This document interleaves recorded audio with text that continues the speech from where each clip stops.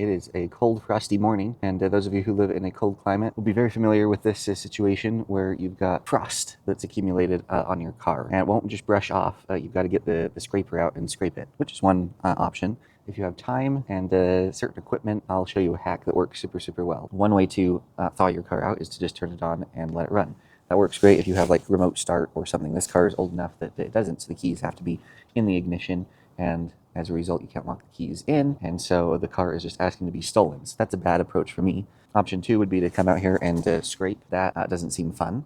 So I'm going to show you how you can melt this all off without the car running in a very secured way, and better still, when you get to your destination, it will be warm and toasty. So here in the passenger seat, I've got this DJI Power 1000 power station and its expansion battery, and then I've got that plugged into just a forced air space heater. It's cheap off of Amazon. This configuration right here with the Power 1000 and this extra battery, that's going to let me run this heater on high for close to an hour.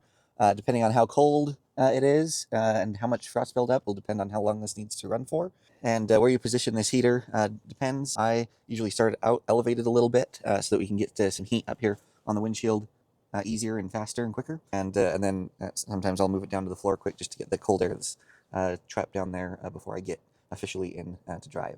All right, let's fire this up to high speed. You can see there we're pulling about 1500 watts of power there, and the Power 1000 is estimating right here in small letters that it's got a full hour of charge time on it. Time-wise here, you can see that we were starting this test at 7:54 a.m.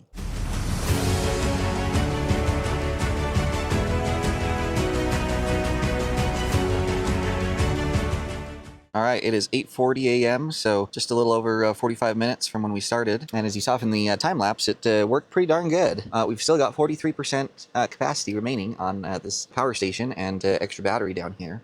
Let's take a spin around the car and see the results here. So all of the side windows here that were covered in frost are clear. The back window here is clear as well. You can see the windows on this side are clear of frost as well.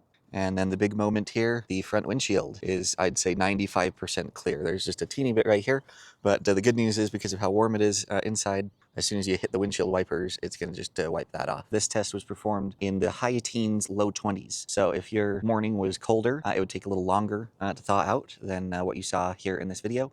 And if your morning is warmer, then obviously it would take less time. Sitting in here inside the car here is nice and warm. It's not hot by any means, but it is significantly warmer than it was before. So that's another fringe benefit of this setup. You are able to come and get into a pre-warmed car. Now I can imagine some of you going off in the comments saying, oh, that's so expensive. You got to buy, a heater and a power station and all this. I'm not going to do that. That's true. I would recommend not going to all this effort just to thaw your car out. The hack is for those of you that have a power station like this already, and it may just be sitting on a shelf collecting dust waiting for an emergency or a camping trip or whatever, which is great. But these units that have lithium iron phosphate chemistry can really be used frequently and really not degrade their performance at all. So my philosophy is if you've got it and you've spent the money on it, you might as well use it. Just a plug for this DJI power station. And by the way, they did not request or sponsor or anything this video. This is just me showing you a trick that I've discovered. But the reason why I love this unit and this battery so much is because